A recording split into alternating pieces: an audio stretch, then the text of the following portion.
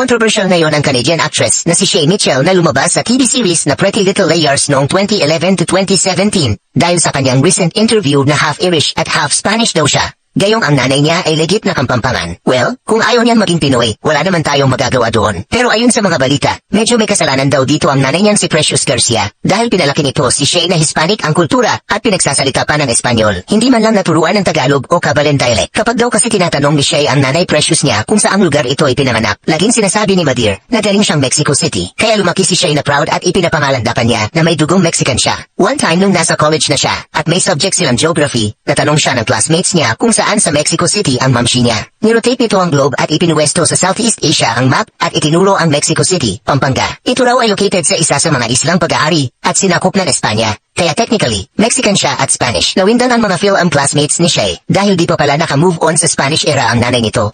#joke lang #Mexico Pampanga.